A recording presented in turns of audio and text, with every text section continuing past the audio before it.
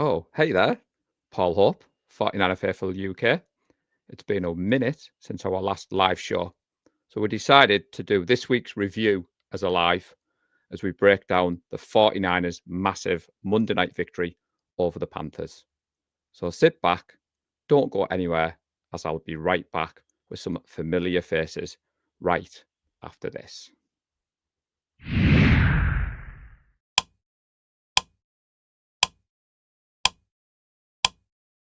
But you never know that you could.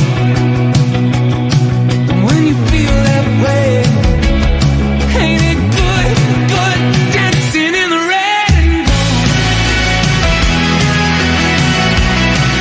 Dancing in the red and gold. Welcome back.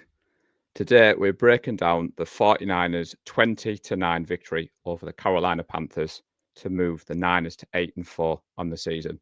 We had explosive players even, standout moments on both sides of the ball, and back-to-back victories for the 49ers. We're here to give you the full UK perspective, the good, the bad, and the ugly. And no, I'm not just talking about tonight's guests. As I've teased, I have three very special guests joining me to talk all things 49ers. As always, drop your thoughts in the chat. I want your MVPs, your biggest takeaways, and your spicy hot takes, as I believe the Discord game day thread might have got a little tasty. But more about that when I mention Discord. I'm delighted to be welcoming back Kev Williams to the 49er Faithful UK. Good evening, Paul. Evening, Faithful. How are we doing? Not bad. I heard you may have abused some privileges, but don't respond to that right now because we'll get into that. Oh. I'm also lucky enough to be joined by Lee Gowland. Now then, fellas, in Kev's defence, I think it was me that was abusing the privileges. And in your defence, I think I abused that privilege a couple of weeks ago. So I appear to have got away scot-free. And joining us, last but not least, I think this guy is probably more positive than me as a 49ers fan, which some may find hard to believe. But it is, of course, Jay Peplow. Good evening, guys. How you doing? It's been a while. It has been. It has. Well, chaps, thank you for joining me. I hope you've all done your homework because I'm in Gareth's seat tonight. And Gareth normally starts these shows, Lee, by asking if you've done your homework. So putting you on the spot, Lee, have you done your homework? Have I done my homework? So that would be the 3 talking points. I don't have 3 talking points. I've probably got 2 talking points. And one of them is going to reflect badly on the last time I did a review show. So my first talking point is the defense proved me wrong. And the second one is don't worry about Brock. Okay. I like that. Kev, as you did the preview show, Yeah. I'm going to come to you next. Yeah, I've got 3. I've got Hook. I've got the best free agent signing and special teams mediocrity. Now, I know you don't like to do special teams, but I'm not part of the podcast, so I'm gonna break that rule. You're just a rule breaker, aren't you? This week, I'm on fire. You are on fire. And Jay, what are your talking points for tonight, buddy? I will have to definitely go with Sky Moore. And secondly, would be a little bit of Gay. Okie dokie. Just trying to write all these down. Gareth, you've got a newfound respect from me because we just come on the show, fire out talking points, and then you've got to try and keep them there. So I was surprised that none of you have gone down this road. So mine are ride the CMC train, which if you listened to the preview show, no surprise because my boy CMC. Luck ran out for Purdy. I'm normally quite good, Lee, at being Mr. Positive when it comes to Brock. It wasn't pretty. We'll get into that. And my third one was the Panthers grounded. There was a lot of talk heading into this one that the high-flying Panthers passing offense was going to have its way with the Niners, but we've got a couple of stars in that backfield. So, Lee, where shall we go first? Shall we go one of your talking points, or shall we go? Yeah. I mean, let's go with the defense. Let's go with the defense. I mean, we came off the back of the Cardinals win, and I was basically telling everybody to calm down because our defense was dreadful in that game. to give up that many yards and that many points against the Cardinals, it just, to me, that proved we were dreadful as a defense. And I think the eye test, that opinion passed the eye test. We didn't look very good at all. But then you come to this week and we played unbelievable. I couldn't believe how well we played on defence. I don't know if Robert Sala listens to this show and he was a little bit miffed about what I said to him. But yeah, I think the defence actually showed up in this game to a point where I think I've actually got a little bit of confidence there that we can go up against a decent team and stop them. So I think for me, looking at that game, the best thing for me was the way the defence played. We did have some individual performances on there, which I'm sure we'll talk about later. But overall, they proved me wrong. They definitely proved me wrong in that game. And I don't think we can use the Panthers as an excuse to say that's why they look good. Because as you said, the Panthers have been on a little bit of a hot streak, especially when they're passing the ball through the air. Yes, what do you think, Jay? I was going to say, yeah, go on, Jay. Yeah, defense-wise, Bryce Huff getting a couple of pressures on the QB is also very promising. Obviously, with Bosa being out of action, we've got the next man up mentality, but to try and replace somebody like Bosa is a little bit difficult. So seeing Bryce Huff get some pressures is always nice to see. Yeah, it was part of one of my talking points as well. One of mine was the best free agent signing, which is a quote from Kittle this week, in that bringing Salah back was the best free agent signing that we had. And I think, again, it's just seeing him visibly on the sideline is one thing. You can kind of just feel his pressure and his attitude through the screen, and that is definitely imposed on the defense. And his intensity is unreal. Yeah, it's unmatched, absolutely unreal. And the things So G.A. Brown brought up that point about his intensity. He did an interview with Shady McCoy. Oh, God, what do you call him? I can't remember the other guy. But one of the things he said is, what's the difference between Salah and the previous two defensive coordinators? And the thing he pointed out was, it's his intensity. He absolutely loves the game. He brings that intensity into meetings rather than just on the field itself. Go into a meeting and he's so intense in the meeting as well. And it comes across to the players and they want to go out and run through brick walls for him. So you're right, Kev. I was going to say, Kev, you were on the preview show and it was something that you were talking about. So just obviously, we'll go back to you because obviously there's the four of us. You've watched the show. You know the rabbit holes we go down. So come on, buddy. We'll let you get your point. Yeah, I think it's the things that he's able to do with that defense. And considering we've lost two huge hitters on that team, he's had to change what he's been doing on the fly pretty much each week as we lose players to injury, and we've just lost another one today. So that'll be challenging. So it's more that he's had to adjust the scheme. Obviously, they would have trained for a lot of a much different scheme in the off season through the first few weeks. And then as we've lost those players throughout the weeks, just the way he's been able to adjust now, like you said, Lee, there's been a couple of games where on the eye it's not been that impressive, but then we do seem to bounce back and we do seem to pick up again and have that feeling of having a good defense. And obviously to hold them to so fewer points was a massive standout for me. And I think that is obviously standout players, but that all comes from Salah from me, and to have him on that sideline again is just invaluable. Yeah, I was going to say, Lee, for me, you 3 interceptions. You're looking at losing to fact that we had the 3 interceptions. We still won by double digits and the defense balled out. And I mean, J.A. Brown isn't a Salah guy. He was in the building when Salah's come back. It was arguably his best performance as a 49er. Yeah, Mustafa, who's one of Najee's man crushers. There's quite a lot of them, by the way, people. Najee's man crushers. And I know he's not here. But he was full of energy early on. And one thing that I think Salah has definitely got back from this defense, for me watching, is that swarm mentality when the ball's out. So we talk about the break and not bend mentality in the eye test, but the fact that, the first interception, they're automatically in the red zone and they don't punch it in for a touchdown. Then as soon as I get his name wrong, Rico Dowdle was on the outside, there was 3 of them, just boom, they got the ball carrier. And that's something, Lee, that's ingrained in you as kids. As soon as that ball's out, you get out there. But we don't always see that intensity. We definitely didn't see it before Salah come back. So I think the fact that this high-powered Panthers offense only put up 9 points, I think the fact that we started with the defense is pretty good, really. Yeah, definitely.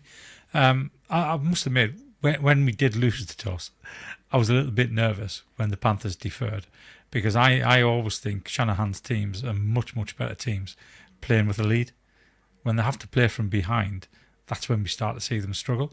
And potentially, I mean, I was going to say that's why Brock might have kind of imploded in the first quarter and a half, but we didn't really go behind.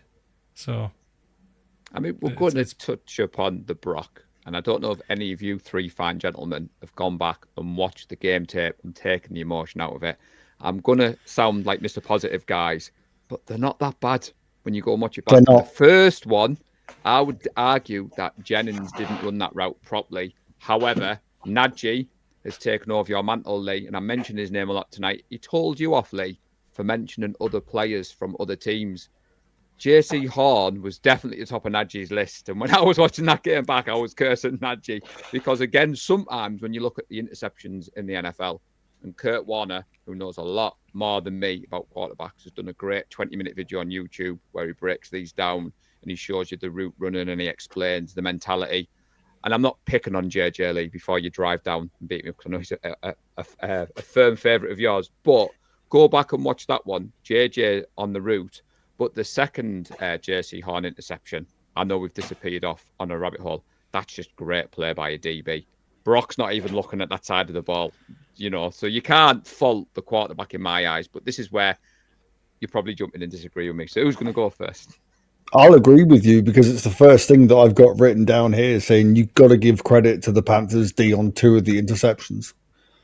The second one was very dubious, I must admit. That's on Brock 100%.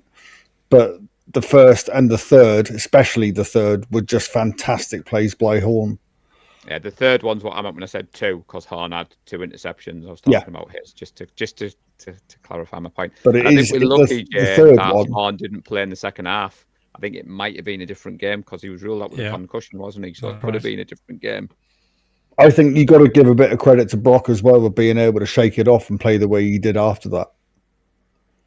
Yeah, I think the pass to Kittle after the interceptions just before half-time, where I don't know if you watched, he freezes the safety with his eyes, and it's not a no-look pass, but it's quite there. It goes over to Kittle. But what do you think, Kev? Do you think I'm being too positive about my boy Brock, or do you think, I do agree in that. I think, like you said, when you take the emotion out of it, when you're watching it, and you're there in person, it feels like Jimmy G moments again. All of a sudden, it feels like the world's collapsing around you, and it did feel slightly like that. Obviously, he had the 3 interceptions. He was lucky not to have 5. He was very lucky not to have 5 interceptions on that night. If we're really honest. However, going back and watching them, they were the right reads. They were the right passes. They just weren't in the right places. And I think that obviously he's had a lot of time off. He's going to be rusty. We need to accept that. We still won the game, so all good. But yeah, I'm still a little bit on the fence as to where I'm at with that one. I feel as though they were quite poor. JC Horn did make an incredible play on that third pass. However, that was way off where it needed to be. It should have been hitting Pearsall on the run over the top of that defender. And I don't think it would have even hit his feet. So again, great play by JC Horn, but another poor throw. And yeah, it could have easily been 5. There were some pretty poor throws throughout that game. Come on, Lee. You've been saving this up. So all three were thrown late. He didn't release it as quick as he normally releases it. 2 of them were underthrown. And I watched a good article by Dan Orlovsky. Easy for you to say. Yeah. It is, yeah. I watched Kurt Warner. Orlovsky. And he picked it out. He said every time Brock has an interception, it's down the middle, it's over 20 yards, he throws it late, and it's underthrown. And the stats back that up. He had three passes over 20 yards down the middle. All 3 were intercepted. So he does have a kind of a blind spot. Hopefully he'll get out of that, because he can be trained to get out of that. It's fixable. But it's a second game back after a long layoff. Yeah. So it is easy to make excuses for him, but he's also a gunslinger. We've known that from day one. I mean, he reminds me of Brett Favre. He'll take a chance. He'll take a shot. Sometimes it comes off, sometimes it doesn't. And I dare bet all 3 of those, had he released them a little bit earlier, all 3 would have been touchdowns. Yeah, the JJ one, I think, like you said, JJ drifted on his route, and it's a great play by Harnham, not taking anything away from that. Contrary to belief, people, we can criticise the 49ers, and we can criticise 49ers players. Like you said, Lee, I thought when we'd signed Brock to the $265 million contract, the days of debating quarterbacks and quarterback controversy, and Kev uttered an infamous number 10, but I'm not that worried, you know. I mean, I didn't stay up like you guys and watched it live. So watching it back without the emotion, and like you said, Kev, there was a couple of throws. I was like, oh God, it could have been 5 here. And we all remember the Ravens game where he had the 4 interceptions. But like you said, Lee, he's got that gunslinger mentality. And when he plays in this system, a lot of Purdy's successes are to do with the anticipation. And that's what Kurt Warner was talking about. You know, like you said, getting that ball out. And it's going to come. You've got to remember as well, JJ isn't the fastest receiver. And especially on that route, it made me think, we had a really explosive wide receiver one there. Jay talked about Sky Moore. Oh, like Jacob Cowan. Well, yeah, it's someone with a bit of pace. And obviously Purcell's route running's good, but he's just coming back as well. And I just think it was nice to see him kind of go back to that safety valve and Kittle. And obviously CMC, which we're going to talk about. A lot of people, Jay, seem upset that we running CMC into the ground. CMC is on fire, so Shanahan's going to use the hot hand. But I thought the Brock conversation would come up. So are we done on Brock, or should we keep on going? What do you reckon, chaps? I just want to clarify, I'm not comparing him to Jimmy G. Before anybody shoots me down, just in the moment, at 1:30 in the morning, full of caffeine, with the emotion, it starts to feel that way. To be fair, the very first pre-season game he played against the Raiders in his rookie season, when we did the review of that show, that's exactly what I said. He looks like a mini Jimmy G. It's better than being Trey Lance. Well, I was going to say, Jay, if he's tuning in, he's thinking, come on, Jay, you were on the number 10, you know, you were there defending right till the end. And I mean, Kyle Shanahan came out and explained away some of the interceptions. And, you know, he said he's never wavered on Purdy, which he's going to say that because he just signed him to a big deal. But like I said, I'm not that worried, you know, chaps. I think he's just going to I'd rather he get it out of the way now in a game like that, where it hasn't really mattered and we've still won, especially coming into the stretch of games that we've got. You know, Sunday's going to be a big game, which we'll kind of touch upon a little bit on this show, but we are going to leave that for the preview pod, which is coming up in a couple of days. Nice little plug there, Lee. You know, I've been away for a while, but You know, I'm trying to get those plugs in there. So let's quickly go back to what Shanahan said. Sometimes you just can't take him seriously. He said all 3 balls were thrown exactly into the position that they needed to be thrown. So that means one of 2 things. He released it late, which we know he has, or he was trying to throw it to the defensive back. I prefer to think he released it late. You go back to like when, you know, I first started watching and Kaepernick had that fast ball and the ball was just slung at receivers no matter how far away or close they were, like a rocket ball.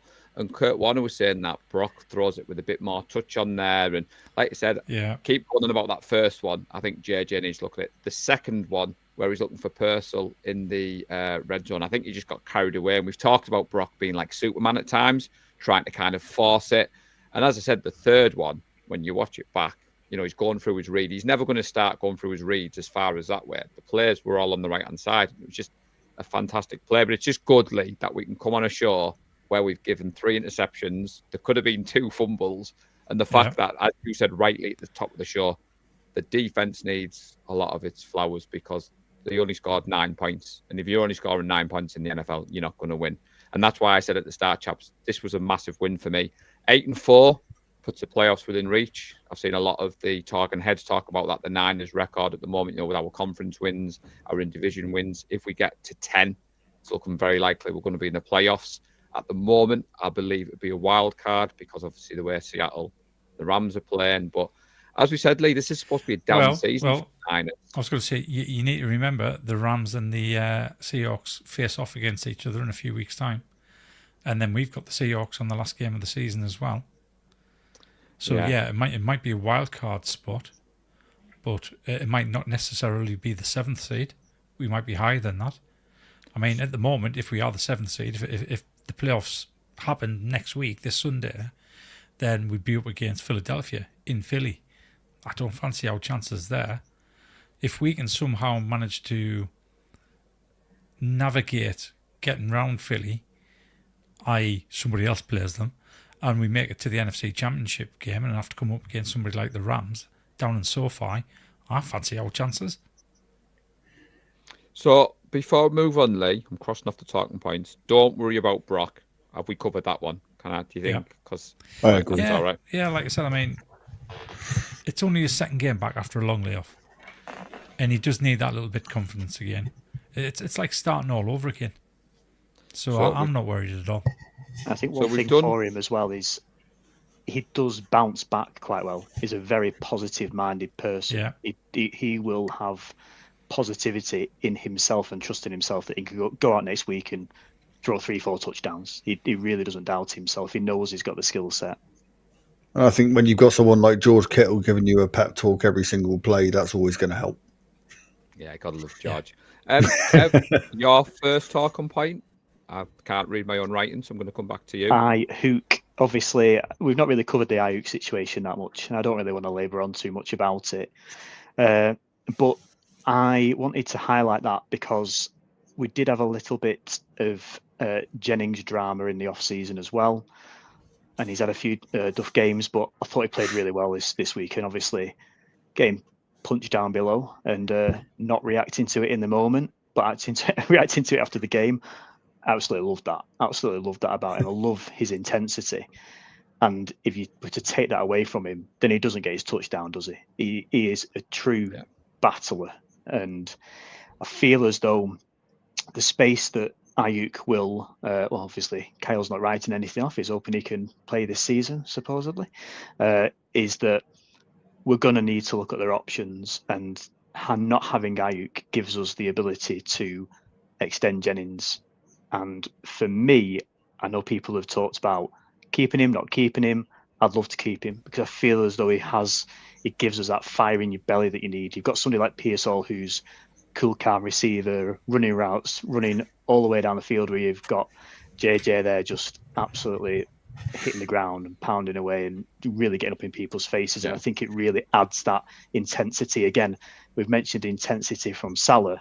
I feel as though we get that from JJ as well on the offensive side of the ball. I think to do him a bit of credit there, and I don't think you're meant to be as harsh, he isn't a true X receiver. He isn't that top speed. If we had our first choice offense, JJ is your option number 3, and he's for that short yardage. He's for that touchdown. That touchdown on Monday night was typical JJ. The ball's fizzed in. He's got 3 defenders around him.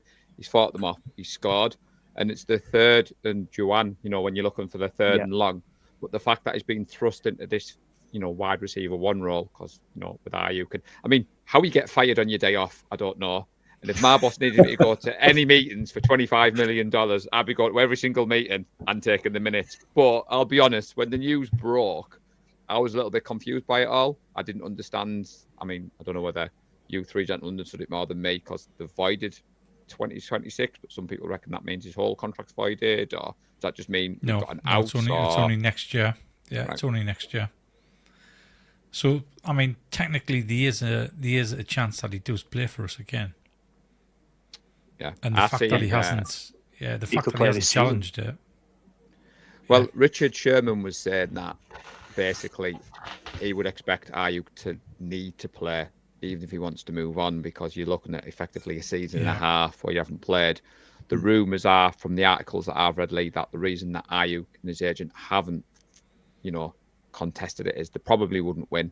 And 2, they'll kind of want to test that free agent market. But you're right, Kev, it gives us a bit of freedom. A lot of people didn't like that contract when it was signed. A few people are saying, is it a shift in power between Shanahan and Lynch? Because rumours have believed that Lynch had accepted the trade. Shanahan sprinted up the stairs and stopped it, and the contract was re-signed. I don't know what you make of that, Lee, because we've always talked about Shanahan being the king and Lynch kind of being there at Shanahan's kind of request. But is it maybe above them too? Is it maybe his ownership now saying, No, some of the decisions you've made? Yeah, I don't think it's ownership. I think it'll be John. Because Jed's made that perfectly clear a good few years ago now. He doesn't have anything to do with the football side of the business. He let John and Kyle do that. And as we've seen from the off-season, it's shifted more towards John than it has Kyle. So I think John's in charge of that. And bear in mind, so Ayak has to pass waivers to become a free agent. And he's quite sought after. And I don't think he'll pass waivers. I think somebody will pick him up, so it'll be somebody's issue. There's a very good chance that's either going to be Pittsburgh or New England. One of the two of them are going to pick up Ayuk if we release him, and I don't think we'll release him. If we void it as guarantees from next season, all of a sudden he becomes a cheap resource, and we can still keep him and trade him. In unrelated news, Connor Ryan's Vintage Business might have a white road number 11 jersey for sale, size medium, not very well worn, but all jokes aside. So, Jay, one of your talking points was Sky Moore. So, given that Kev's transitioned us into wide receivers, I'm interested to know what, because obviously Sky Moore was coming for a lot of stick from the Niners fans. Obviously, he had that 98-yard, kickoff return last week. He flashed in the game on Monday from the bits that I saw. So was that the route you were going down? Do you want to see more Sky Moore in the wide receiver room, or was it more special teams? I mean, his special teams performance over the last 2 games has obviously been incredible. 98 last week. I think he had a 43 long on Monday, 80 in total. But the pace he's got, I think it warrants at least a couple of plays out on wide receiver just to see if it can progress into something a bit more, not permanent, but just to have another level of uncertainty for the opposition. What do you reckon, Kev? Do you want to see more Sky Moore in this offense, or do you just want to keep him on special teams? Because that's going to link into your point in a minute about the special teams. Yeah, I think there is an order. I've got to run an order. Don't worry, Jack. I could see it developing. I think we need to give any kind of receiver that we've got an opportunity, because we need all the help we can get in that position. It has been involved in a few plays. I think he's caught 1 or 2 passes throughout the season, which seems quite low. He's clearly being brought in for special teams and as a return specialist. But I feel as though I agree with Jay in that we should be giving him that opportunity, and he offers a different way in which we could utilize that playbook. It may be that we don't actually have many plays crafted to his speciality as a wide receiver. So it could just be that we don't have it in our arsenal at the moment and in the playbook. But yeah, any resource at wide receiver, I think would be most grateful of it. What do you reckon, Lee? Do you want to see more of him in the offense, or do you just want to leave him on special teams? No, I'd like to see more of him in the offense. I mean, he's got the speed to take the roof off the defense, keep them honest. So I'd like to see him used, even if it's as a decoy. Yeah. Stick him on there. Yeah, give him a post route, let him go. Just take one of the safeties away, or take one of the cornerbacks away. Just give us a little bit more space in the middle, because I mean that's Brock's bread and butter, isn't it? Over the middle, but not deep. Yeah, between 10 and 15 yards, hit Kittle or hit one of the other receivers on a crossing route. And that is his bread and butter. So if we had Sky Moore, it just gives us that little bit more space in the middle there. And while I'm talking, Colin's right, by the way. Good spot, right. Colin. Yeah, I was going to say, so the advantage for us doing a live show tonight is we can obviously have people's comments. So Colin's put there, everybody that it's players with less than 4 years would hit waivers. Right. So, yeah. I mean, to be honest, it's the gift that keeps giving. Brandon Ayuk, I don't know if you saw him with all his flashy jewellery and, I was a big fan of him on the field because I think he brought and to quote Nadji, I don't get too hung up on the business side of it. When they unfollow the team on social media and they go out like that with the flashy videos. I don't know whether it's my age or whether I'm a bit past all that, but that doesn't bother me anymore, And I suppose what you would have to ask yourself, Kev, if he was to come back, is he going to be playing with his business head on? He's not going to be going for the contested passes because is he worried about another injury? And we're at the business end of the NFL now. We've all talked about the game on Sunday where, split decisions, Brock's a couple of seconds too late getting the ball out, the fumble recovery. The Panthers themselves will have wanted some players back, but you don't mess about at this stage of the season. I could have seen us easing back in if we were the Giants and we were out of playoff contention, but there's too much to play for at the moment for me. What do you chaps reckon? Obviously, he's an incredible player. When he's on it, when he's on his day, he's incredible. To have that skill set back in the team would be amazing. However, I feel as though every game, most games from this point on are must-win games for us to get into that playoff position. We've got to beat the Browns. We've got to beat the Titans to give us a fighting chance. So having the opportunity to ease somebody back into that lineup almost goes against trying to achieve that. And if we talk about, from Ajax's perspective, we talk about business decisions, I agree with Lee. He has to put himself in the shop window. He has to. So from his point of view, if I was him, I would be wanting to get back on that field and show what I can do. And related to all the Niners stuff and all the social media stuff, I also do ignore it slightly, but then we've got to remember that locker room is full of 21-year-olds who can be influenced quite easily. So I do feel as though all of that attitude and all of that behaviour really starts to eat into the locker room. We seem to have a really solid locker room. That can be kind of the byproduct of the sport, and the millions of pounds that get handed out to it is that showboating element of it.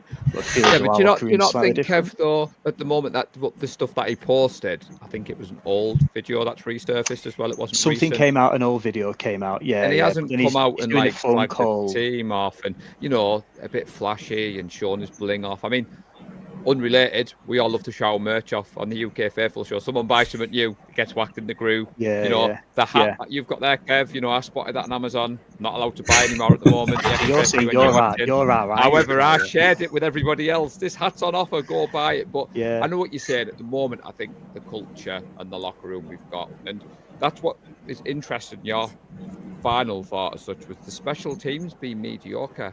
Yes, we don't like to talk about special teams because we always tend to jinx them. But go on, Kev, lead us in with the special teams talk for tonight. That is why I use the term mediocre. I didn't want to get ahead of myself in that I'm happy with mediocre special teams. I'm happy with just average special teams because it's been so just disastrous these past few years. We are making good returns. We are stopping long returns, which I think is another pivotal thing for us as well. I was looking, and on average over the last 10 games, we're only conceding 25 yards on kick returns. We were conceding way above that in the previous seasons. The kicking seems to be good, even replacing, obviously, going to Jay's point that you get onto is Gay, even when we lose Pinheiro. And everything seems to be coming together there. Obviously, we brought in a new coach for special teams. That seems to be paying off now. And just to be able to have a slight bit of confidence in special teams that everything's not going to fall apart feels quite nice. So I'm enjoying special teams at the moment. Oh, look at that. You can't show off. You're just like Ayuk. I said you're oh, no. See, it's rubbed off now. So, to be fair, Kev, I was going to say, we've done well, chaps. 33 minutes into a preview show. We haven't talked about CMC yet, which we're going to get to it. But you've led me nicely on your special teams talk. Jay, you had a talking point of a little bit of gay. I was guessing you were talking about kickers, but if I'm wrong, this is your opportunity, buddy, because you've got the mic. It's a PG podcast or live, so we'll have to keep it regarding the kicker, I think. I just going back to all of our the woes that we've had over the last couple of months regarding the kickers. It's just nice to see somebody come in, and everybody would have been apprehensive on his first kick. Everybody would have been, and just waiting to see it flip back to what we had previous. But then just to see him confident and just chuck those field goals over every time, it was just nice and relaxing. We'd already had quite a few ups and downs regarding the interceptions and stuff. But for him to step up and just settle his nerves, I think that settled the team's nerves as well, because he's come from the Bears, if I remember correctly. Commanders. So life comes at you quick. Sorry. The Commanders picked up Jake Moody, who released Matt Gay, who then ended up on the 49ers. So, the life of a kicker comes at you fast, Jay, in the NFL. It was just nice to see, because, we've got plenty of things that we've got concerns over or doubts over and that sort of thing. And a new kicker after Piñeiro's gone, and he just steps in and it just sets all the fans and the players at ease, I think, of just knowing that get him to that position that he needs to be, and we're going to do a solid. I thought what you were going to say, Jay, was Lee likes to reference that you should never use a draft pick on a kicker, especially a third round draft pick. And like what Kev said, if you tuned into our content on a regular basis, we've talked about the last couple of years that we need all three phases of the game to complement each other. When we went on that amazing run in 2023, the offense was lights out, the defense was a little bit behind, special teams was non-existent. Obviously, it's been well documented. First one of the year, Lee, because I checked on the podcast. I haven't said that for a while. So, like Kev said, the fact that we cleared house in the preseason, we've given the new coordinator the tools to do the job. And like Shell said there, she has to breathe deeply every time there's a PAT or a field goal. I don't think I have to. Recent games, it just seems to be a given. I know Eddie P was out with the injury, which is a shame, because a big shout out at this point, Lee, to William, who's out in San Francisco at the moment and doing a grand job in representing the 49er faithful. He even got a picture with Eddie Piñeiro with a flag. So we'll add Eddie to the wall of fame, because there's been a few Niners with the infamous flag. But was there anything you want to add, Lee, on special teams before we save the best till last and we talk about CMC? Yeah, and you almost added it for us, mate. So what Piñeiro and Gay have proven is we don't need to spend a bloody draft pick on a kicker. It's as if I know you. It's as if I know you. Yeah. Yeah, I mean, that's the best thing that's come out of this. We don't need one. We can pick up a decent kicker anytime in the season. You don't even need one at the start of the season. Hey, let's not even have a kicker on our roster at the start of the season. Let's keep that. Let's keep that last roster space for somebody else until a couple of days before, and then bring in a kicker. I think at the time when you look back at that draft, I think Shanahan and Lynch have even themselves said that they kind of felt like they had a settled team, and it was like a luxury pick. So then they went and used that. Where I think obviously with the injuries and the way the NFL is, as much as I hate to say it on a 49ers podcast, the Rams have drafted well. It just goes to show at the moment, there's a bit of a nightmare. Alex Simpson, you are banned from ever coming on the show and doing a Would You Rather, because that one you put up in the group the other day, I don't know if you've seen it. It was absolutely horrific. He asked you for a choice of two, which I'm not going to read out on air. I haven't been away for so many weeks to come back and get kicked off. But before we jump into the Sheffield watch party, which a few people will be delighted to know that the Niners are coming off a 2-game win streak. And yes, we're having a watch party in Sheffield, or a meet, or whatever you want to call it. The curse will be bandied about. The rain is shown that Brock, can he play in the rain? We do need to talk about my boy CMC. The game plan, well before he threw those 3 interceptions, was to let CMC run wild against the Panthers. The first 5 plays of the game went to McCaffrey. He finished with 31 touches on the day, which John Chapman said in his show afterwards. I don't want to see CMC get 31 touches, but I totally understand it. So before I wax lyrical about CMC, Kev, do you want to give your thoughts? Because you watched the game live. I'm sure the Discord thread was loving CMC running wild against the Panthers. Yep, I was able to give my weekly announcement a reminder that CMC is good at football, which I tend to do every week. I do not mind him having 31 touches, apart from when we've won the game by a lot of points, so he doesn't need to be on the field. That's the only little gripe I have with Kyle on that one. If what he's doing is successful, then I would give him the ball as often as you can. What I did quite like, sorry to take the shine away from your boy a little bit here, Paul, is that Robinson was also involved as well, a lot more in pivotal plays. So he wasn't just like an extra body in there to run it on first down. He was actually getting first downs for us. So I did like the mix that we had on, I nearly said Sunday then, Yeah, on I a like Tuesday morning. I quite like the mix, but yeah, CMC and the scenes with Roger Craig at the start as well, with the tears, and they kept on coming back to him as well in the box was great to see, as well as mutual respect there. I like that. See, I have some stats to back this up. And complimentary football, Kev, I like the fact that Robinson is getting more touches. And as you said, he's doing the hard yardage. There's a lot of talk about CMC being over-relied on. He's being run into the ground. His average carry is 3.7 yards per carry. He's got the most receptions in the NFL at 81. So there's a lot of talk of all these diva wide receivers. Maybe we don't need to pay a wide receiver, Lee. Just get a couple of running backs like CMC and let them play both positions. And I think it shows that on the Shanahan offense, having an offensive weapon like CMC opens it up. And it's not like he's carrying the hard yards, if you said there, Kev. And I would like to see Robinson get more. But I think the fact that I would like to see CMC kind of not be in the passing game as much, because it would mean Kyle's got another weapon. Does that kind of make sense, Lee, where I'm going down that road? You look a Omar. No. I understand what you're saying. Personally, I just think you should stock up with as many weapons as you can. Yeah. If we're talking about the draft or even in free agency, the more options we have, the harder it is for defensive coordinators to plan against us. Yeah. And you always have to plan for the end of CMC's career as well. All it takes is one injury. Don't talk about injuries. I don't want people to put that out there. Don't manifest that. You know, at the moment, he's having one hell of a season. Offensive Player of the Year. As I said, he's been utilised in both the pass game, the run game. But it was interesting that I wanted to end on CMC. He wasn't the overall Discord MVP, was he, Kev?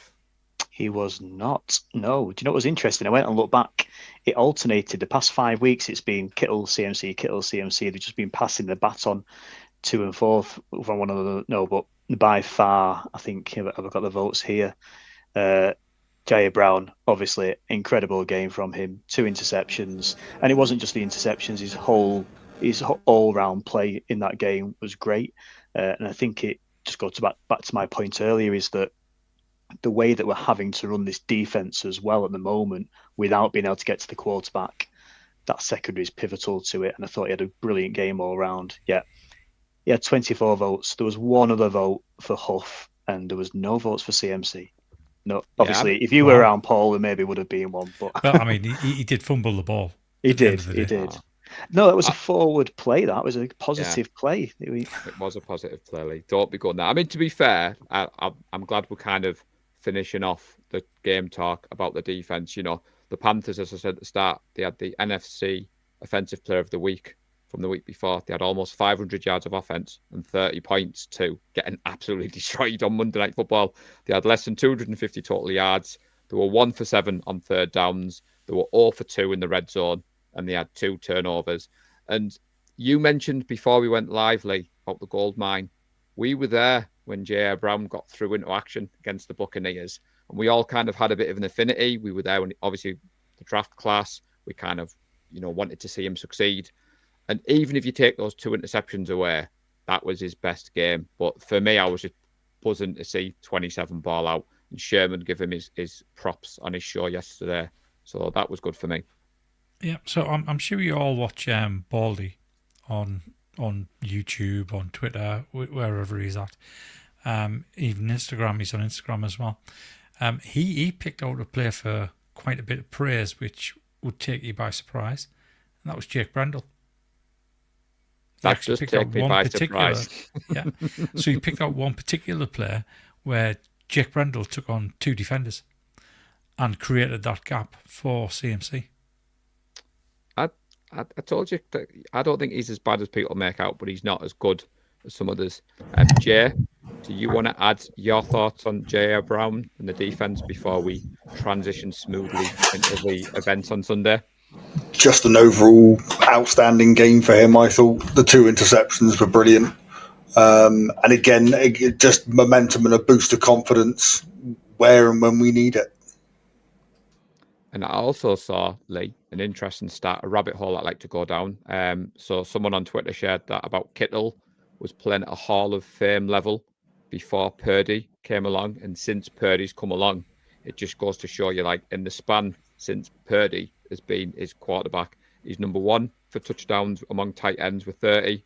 He's number one for yards per catch at 13.7. He's number one for yards per route run at 2.7 and receiving yards at 2 with 3,142.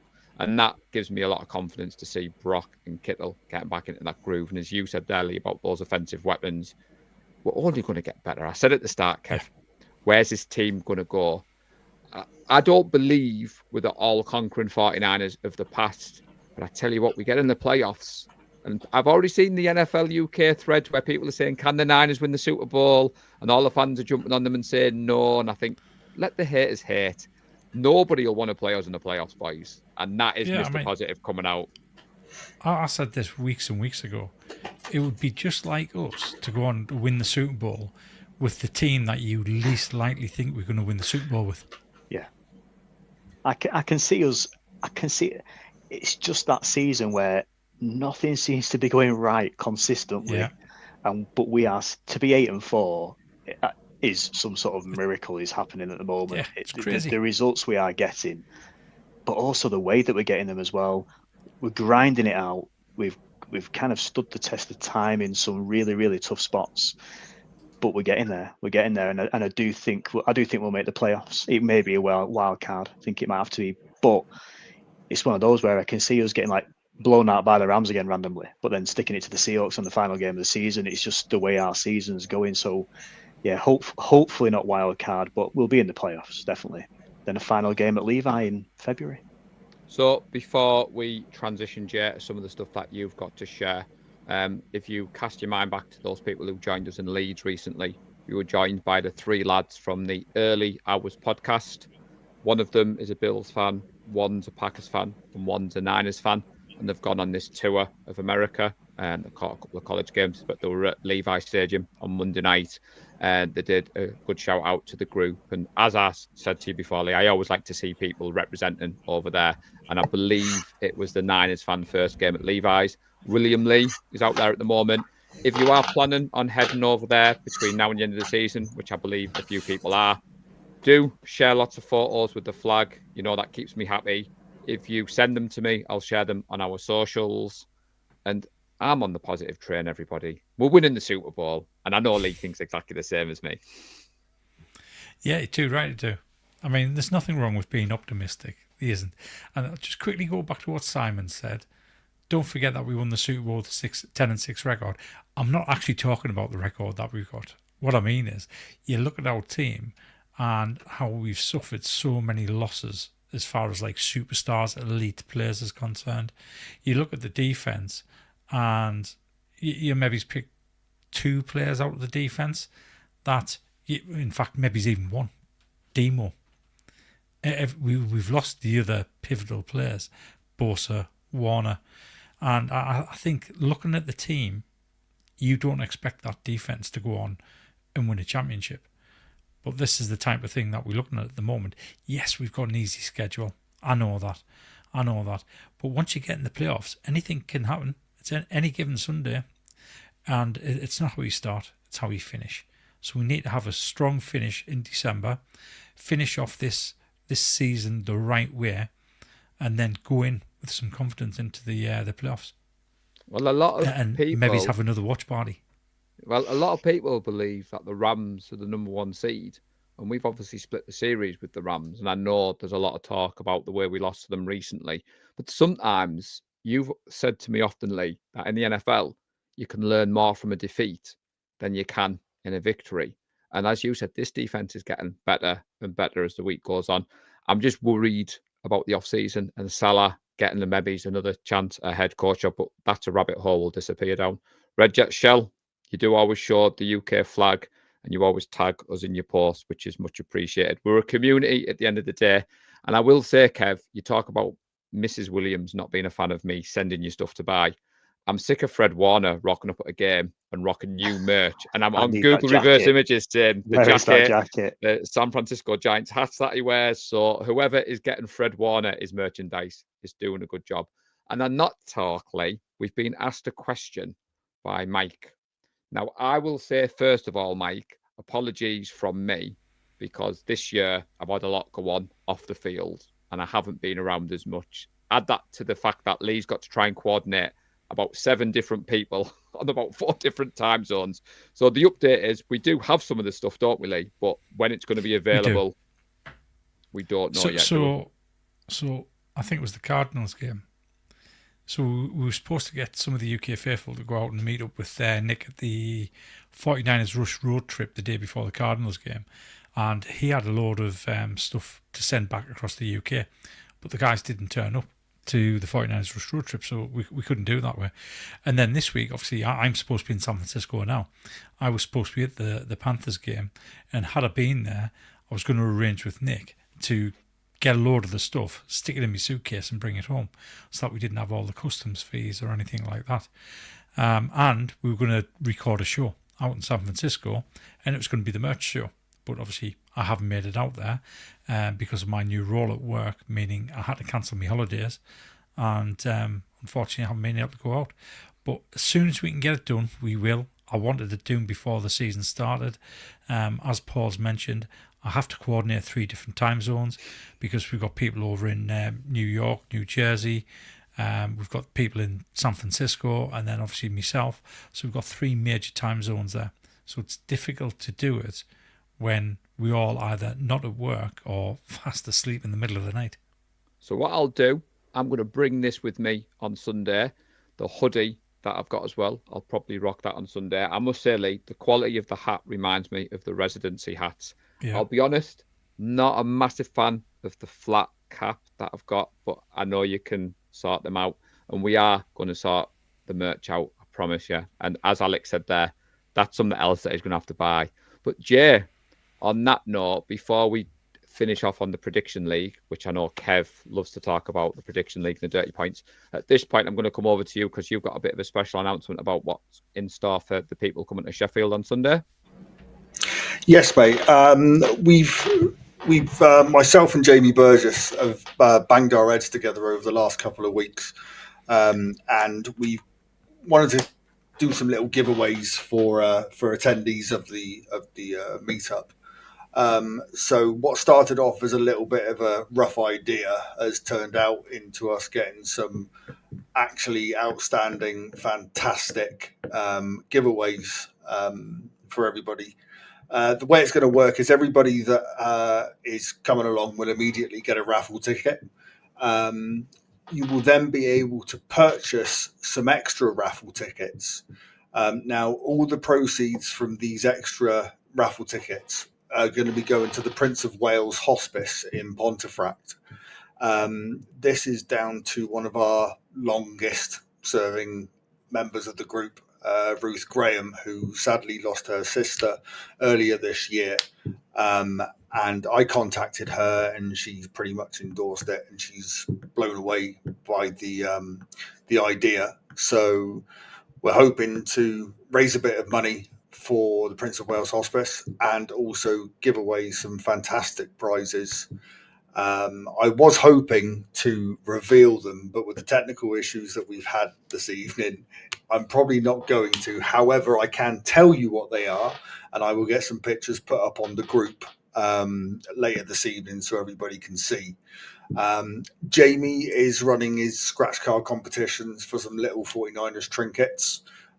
Everybody will be getting a scratch card, scratch it off and see what you've got. As for the giveaways, just to give you I'll give you a rundown of what we've got. We've got a Nick Bosa Funko Pop. We have a red George Kittle jersey, exactly the same as what I'm wearing at the moment. We have a selection of memorabilia from the 2011 International Series when they came over and played the Broncos. That is a program, couple of sticker stubs, a couple of fan flags, and also a full-size ball. We have amazingly been donated by Neil Elliott at 5 Star Imports a 2025 Salute to Service hoodie, which is unbelievable, especially considering he's a Seahawks fan. He gets a lot of business from our group, though, so fair play. He to him does, for and parties. hopefully after this, he gets a little bit more as well. And if he is watching, where's my rivalries jersey? What else have we got? Wayne Humphrey has donated a T-shirt to us. David Neve has given away, or is giving us, a replica Super Bowl ring. We don't know which Super Bowl it's from, but obviously we've got 5 to pick from. Who else have we got? I'm just trying to think. I did have a list, but it's right. So just to jump in there, Jay, while you're thinking, so what happened, Lee, is obviously the London watch party with obviously the NFL flex on the game, the delays, not everybody could make it. I know when Jay jumped aboard Jamie's little mini meet in Sheffield and it's snowballed, so I think there's 50 tickets sold. And Jay said he wanted to give something back to the community. So this is where this idea started, where there was a few freebies for people who may not have been able to make it to London. Yeah. And obviously jumping on board with the charity for Ruth. So what I was going to say, Jay, is obviously if you give me the details for the charity over the next few days, I'll share the link to our social media pages, because you don't have to donate. You don't have to come to the watch party to donate, but given the cause and what you've mentioned, I did say to Jay Lee that I'm declining a raffle ticket when I go in. And I told you I don't accept that. I'll support the charity. But given the fact that I've been an admin member and what I'm doing, just for me personally, I would like to see somebody else win, because I just think sod's law, I'll get my free ticket and it'll be me that wins something. But so the last time Jay did say something like that, can you remember what happened? Yeah, yes. You won twice, didn't you? No, well, I won the very first prize, and I was the one that was drawn the prize. Yeah. No, I turned around. Yeah, but I turned around because I was admin. I said, I'm not going to be part of this raffle. And then everybody else turned around and said, well, we're not running the raffle unless your name goes in there. So my name went in there. It was the first one out. And I'm sorry, that's the way it's going to work this time. Paul and Lee, you both do so much for the group. It's about time you came as a guest instead of an employee of the meetup. Like I say, you've both done so much, given so much to all of us. If I don't see you stood there with a raffle ticket, then we're not serving. The thing is, though, Jay, Kevin, Mr. Hope. Seb, stop. No, I'm just saying, Seb Chandler gets a big shout out for arranging the Adele watch party, and then he had to hand over the reins. And the nightmare when you arrange a meetup in the UK is, one, you don't know if it's going to be the Sky game. So we have had a little bit of drama over the last couple of weeks where Jamie had booked the room with one member of the venue. They then left, and we weren't sure whether we were going to get the zone if we weren't on Sky. So there was a lot of texting going backwards and forwards on Friday. Hickory's agreed to purchase the business package if needed. And then we woke up to the news, which we knew would happen this week, Lee, were one of the Sky games. So for those people who are coming to Sheffield, I can confirm that we will be watching the game. I don't think you're joining us this time, are you, Kev, on Sunday? No, not on this one. No, hangover from the night before. So yeah, I'll be chilling watching it on my sofa. yeah. So it is a 6 o'clock game in the UK. So obviously that's another reason why we've picked it. I know John Chapman has already started the weather watch, and the weather doesn't look great in Cleveland. But when I watched this show earlier, bit of snow, yeah. Apparently, it's not going to be during the game. But we all know what happened the last time the Niners played in Cleveland and it rained. But we'll save that for the preview show. We can't finish off a review show without talking about the Prediction League. So, Jay, do you have any last words about the Sheffield Watch Party, or can we transition into Lee's favourite segment of the show, especially where he's in the table at the moment? Just keep an eye out on the Facebook group. I'll post pictures of everything that we've got available. And remember, it's Prince of Wales Hospice Pontefract that all the any funds raised will be going to. But no, I look forward to seeing so many faces I haven't seen for a long time in Sheffield. And Lee, prediction up, buddy. So, it was a bit of a dead heat this week, which is unusual when the 49ers win. Seriously, it is. It's unusual for it to be dead heat, but we all ended up with 2 points each, including the podcast faithfuls. So I think there's most no of real the group change. did. Yeah, there was only one person got 4, one person got 5, and then Mike Hall got 7, and everybody else, all 47 of us in total, got 2 points across the board. Do you know you get That sounds accused about of right. certain catchphrases, Lee? So Andy Lund apparently is doing well in both the prediction league and the pick'em competition. And someone had asked him, Right. are you pretty much a bit of an expert? And he dropped a quote in Discord earlier about just predicts better. And I thought, I like that, Yeah. Andy. I'm going to steal Yeah. that for tonight's show. Now, I'm smirking, Kev, because I said this is Lee's favourite segment, given where he is in the table. Now, Lee's risen to second, and I thought he would take this opportunity to point out that I am last. And everybody who watches knows I always do these with my heart, not my head. But I believe, Kev, there was no dirty points this week, was there? 0 dirty points. Nobody was even really close to it, to be honest. Everybody went for a Niners win, thus everybody ended up with 2 points. It was a bit of it almost felt like it could be a scoregami game, that one. It was a very odd score. But no, we had no dirty points for the second week running. So incredible scenes from Who the was faithful. closest then, Lee, out of the podcasters? Who was the closest with the score? Or did none of us get it anyway? None of you. None of you. I mean, all four of us pretty much went with very similar scores. I mean, we were all in the 20s for the Panthers. Other than Najee, we were all in the 30s for our score. So yeah, we were an absolute country mile away from getting this right. And I think I was, me, you, and the podcast faithfuls were one penalty away from getting the bonus because it was 5 flags. Oh, to be honest, Not I didn't. 6. So was there any moments in the Discord thread that were related to the score prediction? Because I believe the language was a little bit colourful to the point where the 49ers themselves even tweeted out after dark. And as soon as I saw that, I had to share because I don't think they meant what we mean, Kev. I think they were meaning about the light and the flyover. I think there might be a member in our group somewhere that's part of the 49ers media. That is definitely the case. That's what I'm believing anyway. Yeah. Well, it's funny because I obviously didn't think that after dark meant what I thought it meant because I ended up getting Kev to change the rules. So a couple of weeks ago, Lee, in one of the games, we weren't playing so well. I didn't realise that swearing was banned. So I dropped, I think, an F-bomb. And everybody straight away was like, how on earth can he get away with that? And Kev was like, yeah, the whole admin team can. So then straight away I was getting people inboxing me saying, can you turn that on for me? Yes, Connor, I'm naming you. And I was like, I've already abused my privilege. So I wake up the next morning and see you guys had switched it on. It is all tongue-in-cheek and a bit of good humour. So just a quick check. We have switched it off again, though, haven't we? It's channel specific. So it's role specific, so admins can do it, and it's channel specific. So the swear room where things disappear instantly has got it on there, so people can say what they like in there and it disappears. I added the game day thread to that list of channels.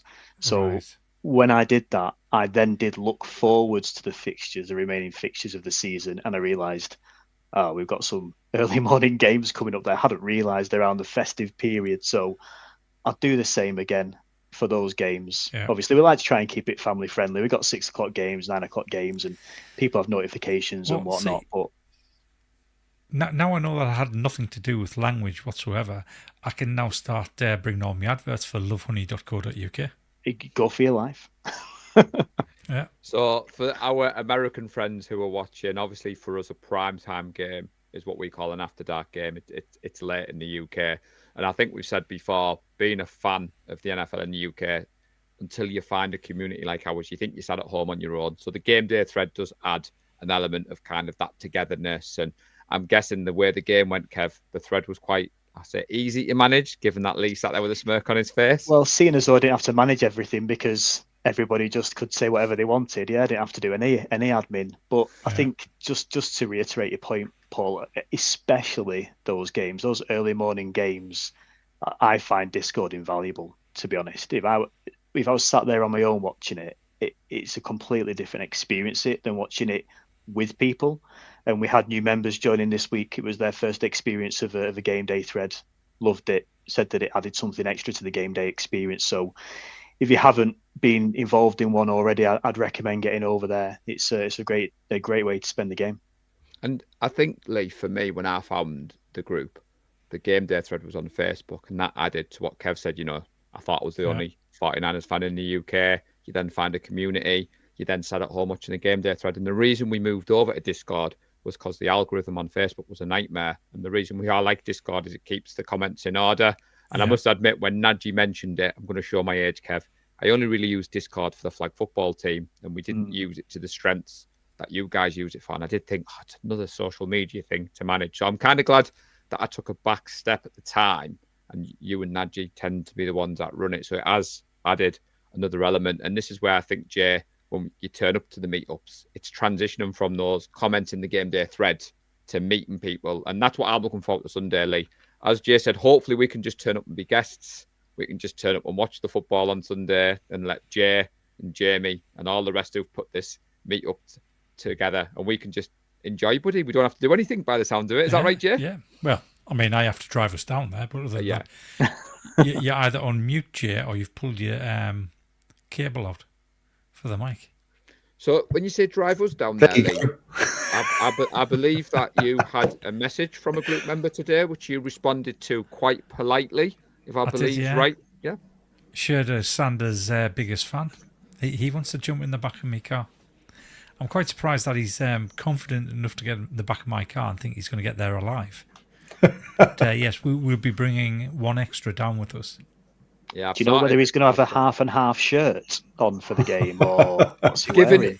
Given his vintage empire, Kev, it wouldn't surprise me. He's got a few. 94 Deion Sanders primetime classic with the primetime classes and whatever. Is it Colorado College? But it'll be good to see Connor. And as he said, Lee is driving us down in style, which that's why he's coming, Lee. He's coming in there, he's coming in your car, so we'll get there in one piece. But sorry, Jay, back to you, buddy. No, I just want you two to turn up and enjoy a night as a guest and not have to worry about everything else. It's in safe hands. Well, I'm sorry to disappoint you, but I'm looking forward to the beef brisket most. Yes. On that note, does any of you fine gentlemen have any final thoughts before we start to let these good people get out of here? We do try to keep the show to 1 hour. We've gone a little bit over. Apologies for the tech issues at the start. We're just that was my fault. So I'll come to you first, Kev. Any final thoughts? Because we are going to look ahead to the Browns game in the preview show, so we won't go down that road. But any final thoughts about Monday Night Football or anything we've talked about tonight? No other thoughts from me, other than to have an amazing watch party and break the C word. I won't mention it. That's banned in the Discord game day thread. I'll add that to the swear filter. I'll add that one in, but allow every other word that's available. And obviously, before I come to Lee and Jay, I always forget this, that we watch an American sport, and obviously in America it's Thanksgiving. I did think Lee had gone over. I'm not going to lie. He went very quiet in the Awesome Foursome group chat about Friday morning, Saturday, and then he edited the pod on Sunday and he texted me and I was like, "You in San Francisco?" And he's like, "What do you think?" And I was like, "Yeah, definitely." But then he sent me a picture with his Christmas tree, so I knew he wasn't. But yeah, I echo what Red Jet Shell says there. Happiest of holidays for everyone. Please be safe and enjoy the day with your family and friends. And Lee, do you have any final thoughts, buddy, before we get out of here? Just echo what you've just said. Happy Thanksgiving to everybody over the pond tomorrow. Have a really good day, and let's look forward to beating the Browns on Sunday night and hopefully a snow game. So massive thank you to everybody who joined us today for the review show. As I said at the start, the Niners picked up a huge primetime win over the Panthers, and the UK faithful showed up strong tonight. If you enjoyed the show, please do all that good stuff. Smash the like button, subscribe if you haven't already, and share the show with any of your Niners fans. We'll be back later this week to take a look at the Browns game. Keep those notifications switched on. And all that is left for me to say is stay safe and go Niners. Go Niners. Go Niners. And again. We love the San Francisco 49ers deep in the heart. Like Joe Montana in the corner, deep Clark. Garrison Hurst, Stiff Farm going 99. Don't get it twisted, one and all with prime time. John Taylor, Jerry Rice down the side.